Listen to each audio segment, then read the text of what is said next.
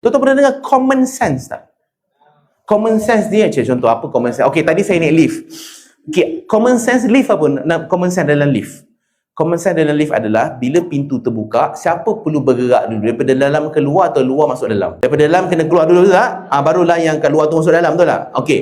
Tapi ada tak orang yang dia tak peduli pun, janji aku masuk dulu?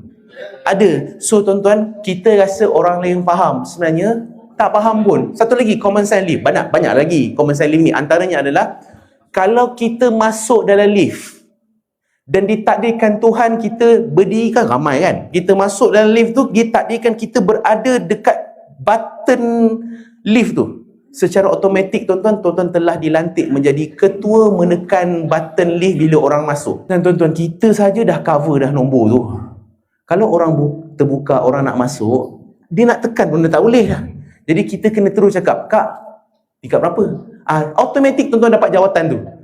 Tapi ada tak orang macam duduk tegak, tak tahu je, cover semua. Kita nak tekan dia macam mana? Nanti orang cakap kita dia buat sexual harassment pula. Aku nak pergi tingkat 8 ni kan, contoh. Jadi itu common sense yang kita rasa orang lain tahu, tapi sebenarnya ada je tak tahu. Contoh lagi, tumpang kereta orang. Apa common sense tumpang kereta orang? Kalau tak boleh bagi duit, bagi budi kau. Okey. Common sense lagi. Saya ni bukan apa dai. Saya ni sebab tak ada duit lah saya tumpang kawan. Ni ada yang jenis bagi duit. Dia bagi, aku bagi duit ni. Macam ni tuan-tuan, ada satu kali common sense. Common sense ni pula dia ada layer. Okey, contoh kan, kita cakap tadi apa? Kalau tumpang kereta kawan, bagi duit betul? Duit minyak. Okey, kita pun bagi. Okey, dai kata kita kena bagi duit minyak, ni common sense. Kita pun bagi kat kawan kita. Kawan kita pula memang orang Malaysia totok tau. Orang Malaysia totok ni maksudnya betul-betul orang Malaysia.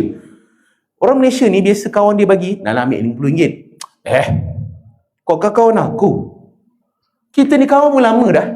Sampai kau nak bagi duit-duit kat aku ni semua ni, kau ingat aku tak ikhlas ke?